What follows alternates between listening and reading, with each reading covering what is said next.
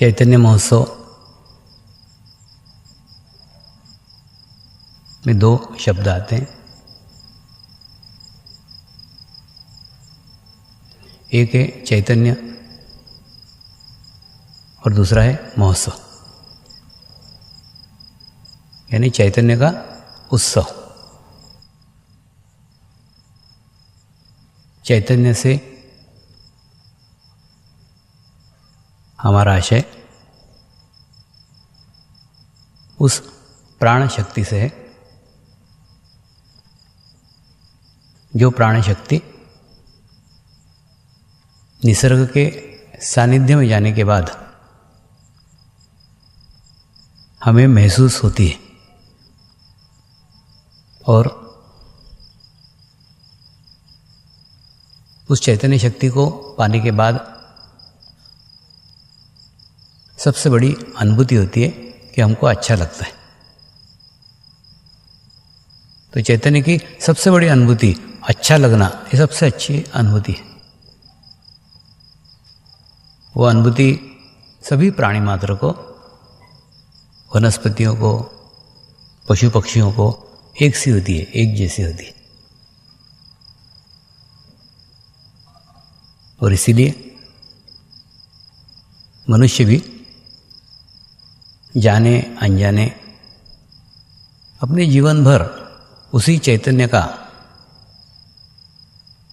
आनंद लेने के लिए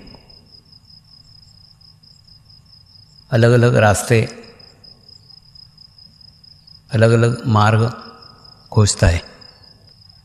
कई लोग उस चैतन्य का आनंद लेने के लिए किसी पहाड़ के खूब ऊंचाई पे चढ़ते हैं और ऊंचाई पे चढ़ने के बाद में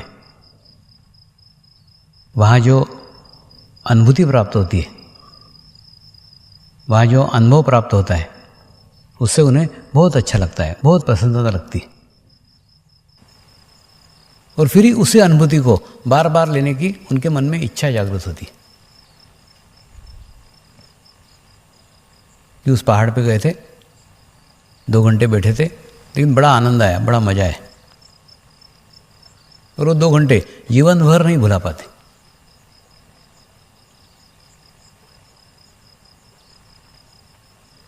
तो चैतन्य महोत्सव भी उस चैतन्य की यादों को पुनर्जीवित करने का उत्सव है। आप भी आपके जीवन में झांक करके देखो,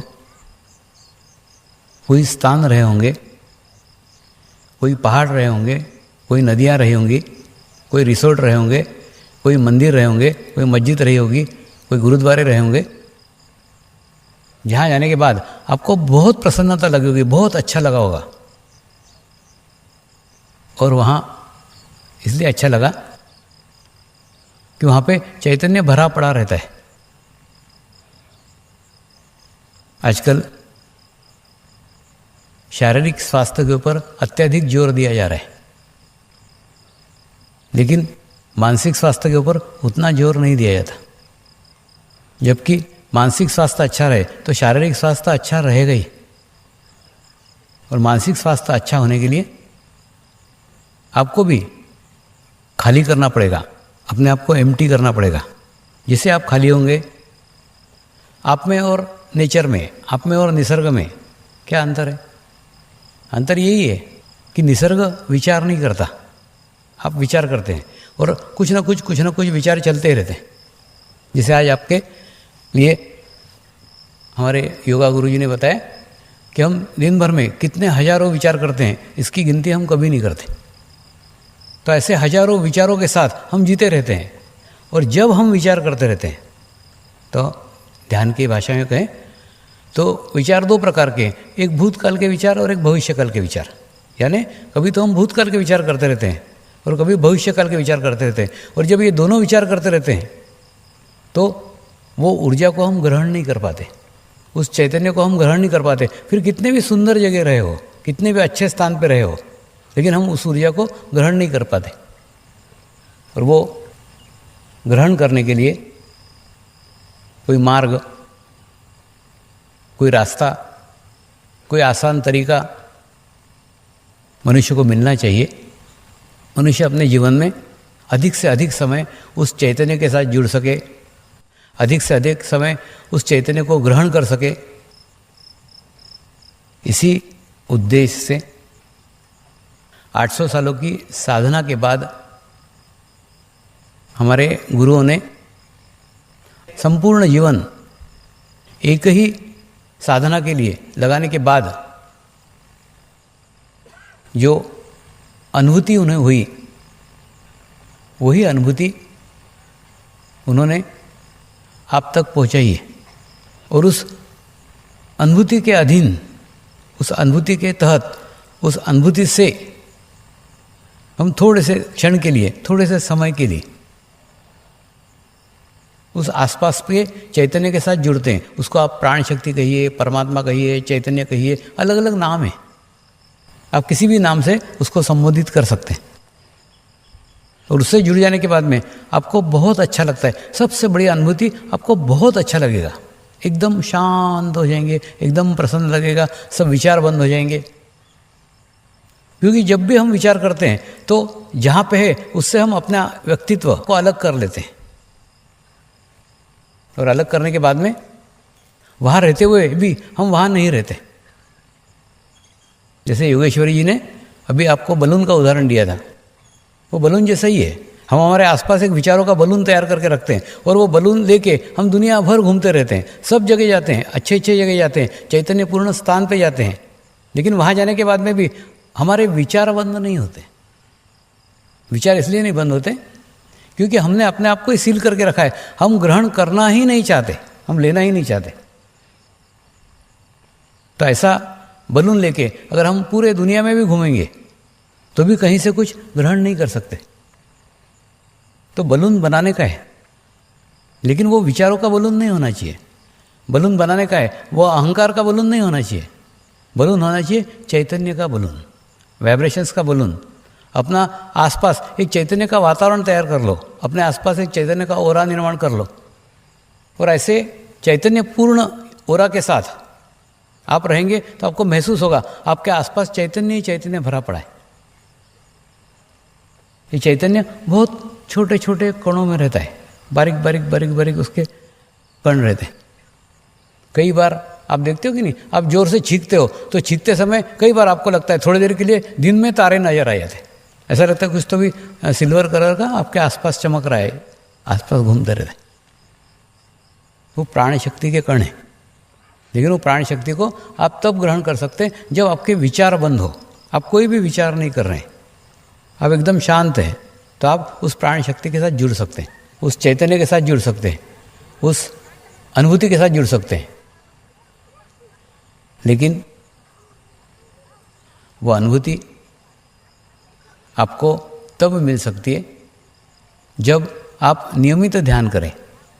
एक बार गुरु कृपा में एक स्वीट डिश बना करके आपको प्रदान कर दी और बाद में आपके अंदर एक आत्मविश्वास निर्माण किया, आपके अंदर एक कॉन्फिडेंस निर्माण किया कि ऐसी अनुभूति भी होती है। कई बार कई साधक जब प्रथम बार अनुभूति होती है ना, तो ये अनुभूति पहले कभी हुई नहीं थी, तो उस अनुभूति की तुलना और किसी अनुभूति से कैसे कर सकते हैं। तो उनको लगता है शायद कहीं पंखा चल रहा होगा, कहीं एसी की हवा होगी, यानी इतनी ठंडी अनुभूति, इतने ठंडे वाइब्रेशंस हमारे शरीर में से ही निकल सकते हैं, इसके ऊपर कभी विश्वास ही नहीं होता क्योंकि कभी निकले ही नहीं। ठीक इसी प्रकार से कई साधकों को जब ध्यान की एक उच्च अवस्था प्राप्त हो जाती है तो उनके शरीर में से खुशबू निकलना प्रारंभ हो जाता है, बहुत अच्छी अच्छी सुगंध। कभी गुलाब की खुशबू आती है, कभी चंदन की खुशबू आती है, तो उनके बदन में से खुशबू निकलना प्रारंभ हो जाती है। फिर भी उनका उसके ऊपर विश्वास नहीं होता क्योंकि ऐसी खुशबू कभी ली ही नहीं। तो उनको लगता है शायद ये खुशबू कहीं बाहर से आ रही है, तो बाहर देखने लग जाते हैं, बाहर झांकने लग जाते हैं, कौन इत्र लगा करके आया है देखते हैं। और जब ऐसा सोचते हैं तो अनुभूति चली जाती है। तो उस चैतन्य के साथ जुड़ने का, उस चैतन्य को बार बार याद करने का, अब याद करो ना। आपके जीवन काल में कुछ क्षण रहे होंगे, हो सकता है किसी पर्वत के ऊपर आप गए होंगे जीवन में कभी किसी नदी के किनारे बैठे होंगे, कई बार किसी का अच्छा गाना सुना होगा, कई बार किसी का अच्छा भजन सुना होगा ना। जीवन सब बुरी बातों से भरा पड़ा नहीं, अच्छी भी बातें हैं, लेकिन हम अच्छी बातों को याद नहीं करते। उनको रिमाइंड करो, उनको याद करो, वहाँ जाके कितना अच्छा लगा था। कई बार जैसे वैष्णो देवी बहुत दूर है, वैष्णो देवी कोई बार बार नहीं जाता, लेकिन जो एक बार एक व्यक्ति जाके आता है तो उसकी यादें संजो के रखता, नहीं वहाँ चढ़े थे, शाम को चलना प्रारंभ किया था, सुबह सुबह वहाँ पहुँचे थे, रात भर कैसे निकल गई पता नहीं चला, इतने अच्छा लगा, इतने प्रसन्नता लगी, थकावट बिल्कुल नहीं रही। तो जो वहाँ पे अनुभूति हुई है, उस अनुभूति को बार बार याद करो ना।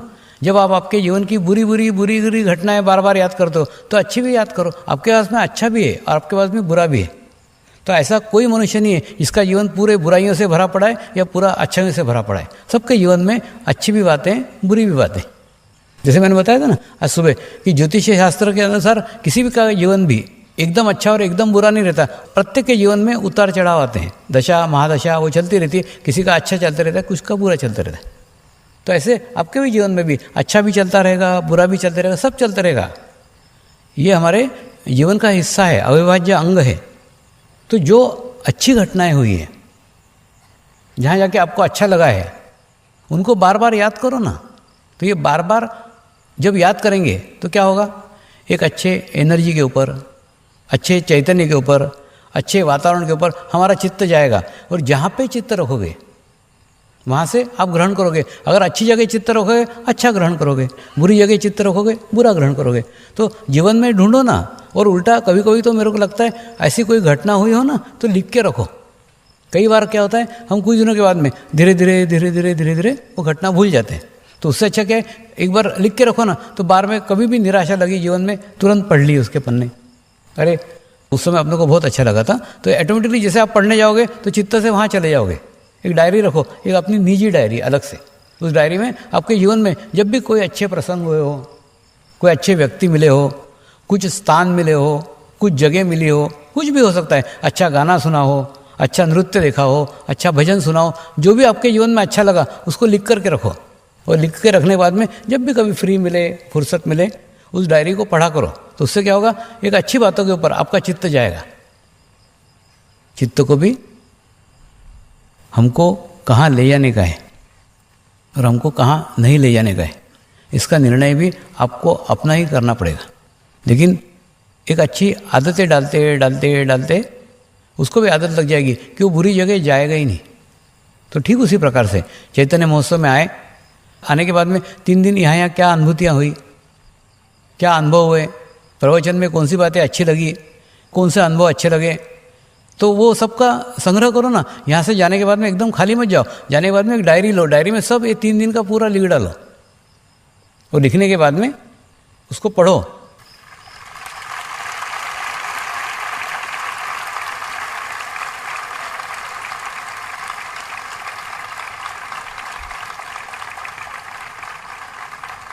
अमृत वर्षा के बिना समापन कैसे होगा।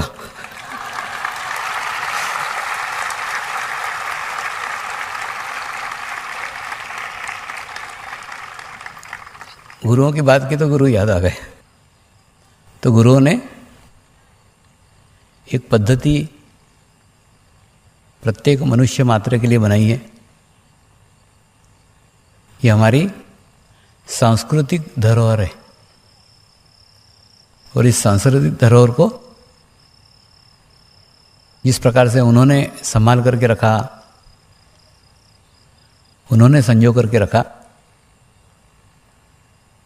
और हमें सौंपा, ठीक उसी प्रकार से हमारा भी कर्तव्य है कि उस धरोहर को हम संभाल करके रखें, संजो करके रखें और हमारे अगले पीढ़ी तक पहुँचाएं। और इसी अगली पीढ़ी तक पहुँचाने के लिए विभिन्न आश्रमों का निर्माण हो रहा है, गुरु शक्ति धाम का निर्माण हो रहा है, पुस्तकों का निर्माण हो रहा है। सब उद्देश्य एक ही है कि वो उस धरोहर को संभाल के रखा जाए और अगली पीढ़ी तक पहुँचाया जाए। हमारी इस धरोहर को हमको ही संभालना होगा। और ये केवल भारतीय संस्कृति की धरोहर नहीं है, ये भारतीय संस्कृति का सारे विश्व को उपहार है। उस उपहार को संभाल के रखना, ये सब के लिए।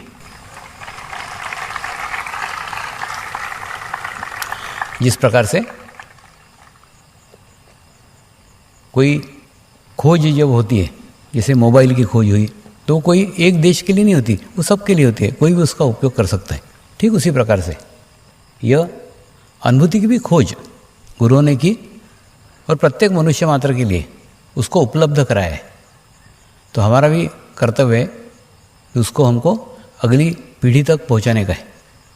विदेशों में जब मैं जाता हूँ तो कई जगह देखता हूँ, कई देशों में देखता हूँ, वहाँ के साधक बड़े खुशी के साथ मुझे लेके जाते हैं, स्वामी चलो एक मैं आपको कासल दिखाने के लिए लेके जाते हैं, कभी कोई जगह दिखाने को लेके जाते हैं। वहाँ पे कुछ नहीं रहता है। मैंने वहाँ जाते हैं ना, एक अच्छा गार्डन रहता है, एक 2 फुट की या 1.5 फुट की दीवार रहती है, बाकी वहाँ कोई अवशेष नहीं रहते, सिर्फ वहाँ पे कुछ अवशेष रहते हैं। कभी वहाँ कासल था, कभी वहाँ महल था, कभी कोई स्थान था, तो उस स्थान के सिर्फ अवशेष थोड़े बाकी रहते हैं। अवशेषों को भी वो लोग इतना संजो करके रखते हैं, इतना संभाल करके रखते हैं, इतना रिस्पेक्ट रखते हैं, माने उनके सांस्कृतिक धरोहर को बड़े संभाल करके रखेंगे, जतन करके रखेंगे। वो बात उनसे सीखने सरी की है। विदेशों में मैंने बहुत देखा है, बहुत जगह देखा है, और बड़े तारीफ के साथ दिखाने के लिए लेके जाते हैं। तो हमको भी हमारी जो सांस्कृतिक धरोहर है समर्पण ध्यान की, इसको भी संभाल करके रखना है और उसको पूरे विश्व तक पहुंचाने का है, ताकि आने वाली पीढ़ियाँ उससे लाभान्वित होते रहे। कई बार गुरु शक्ति धाम के बारे में लोगों के मन में अलग अलग प्रश्न रहते हैं। आपके ही प्रश्नों के जब आप समाधान नहीं पाते तो मुझे थोड़ा स्पष्ट करने की इच्छा होती है। 3 दिन का रजिस्ट्रेशन का नियम कोई पक्का नियम नहीं है कि करके आना ही पड़ेगा, लेकिन अगर आए तो आपका फ़ायदा है। एक मैनेजमेंट की दृष्टि से, एक व्यवस्था की दृष्टि से वो ये रखा गया है कि उससे क्या होता है कि यहाँ के लोग भी आपको अच्छे से अटेंड कर सकते हैं, आपको व्यवस्थित सुविधाएं दे सकते हैं, सब दृष्टि से वो कर रहे हैं। लेकिन ऐसा जरूरी नहीं कि 3 दिन रजिस्ट्रेशन करके ही आओ, करके आओगे ज़्यादा अच्छा है। वो आपकी रिसीविंग बढ़ाएगा, आपको ग्रहण करने की शक्ति बढ़ाएगा। कई बार जो आजीवन साधक मेरे आसपास रहते कि नहीं, तो वो देखते हैं कि जैसे चैतन्य महोत्सव आ रहा है, उसके 1 महीने पहले से मैं तैयारी करना चालू कर देता हूँ। तो वो बोलते स्वामी जी आप इतनी तैयारी करते हो, साधक 3 दिन भी तैयारी करके आते क्या? नहीं आते। अभी मुझे मालूम है एक साधक अपने पत्नी से झगड़ा करके यहाँ आया हुआ है और उसके कारण मेरे को तकलीफ हो रही है। तो मैंने आपकी छोटी छोटी बातें भी मुझ तक पहुँचती है, मुझे पता है, लेकिन कहने मतलब आप भी तैयारी करके आओ ना। जब आप तैयारी करके आएंगे तो आप पूर्णतः से ग्रहण कर सकते हो। जैसे गुरु पूर्णिमा आई थी तो गुरु पूर्णिमा के 2 महीने पहले से मैं एकांत में रहता था। जैसे रहता कि नहीं, माँ जैसे बच्चों के लिए खाना बनाते रहती, दिवाली आती तो पूरे फरियाल का तैयार करते रहती, उसी प्रकार से जैसे कोई बड़ा फंक्शन होता है, बड़ा कार्यक्रम होता है ना, मैं भी उसके कार्यक्रम में लग जाता हूँ। ठीक उसी प्रकार से जिस प्रकार से मैं देने की इच्छा लेके आता हूँ और देता हूँ, ठीक उसी प्रकार से आप भी लेने की इच्छा लेके आओ और लो, ये मेरी इच्छा है।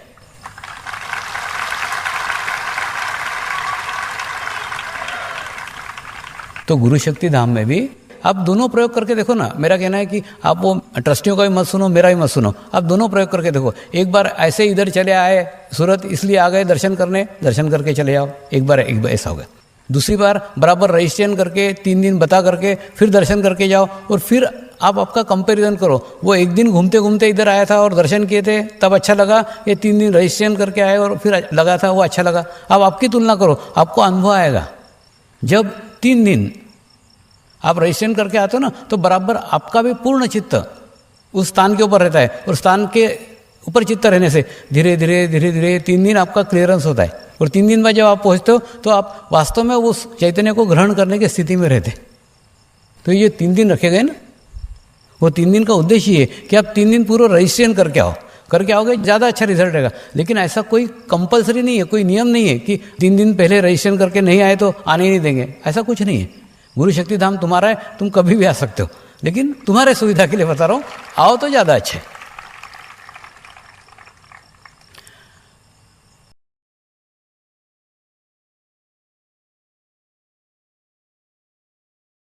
Thanks for watching.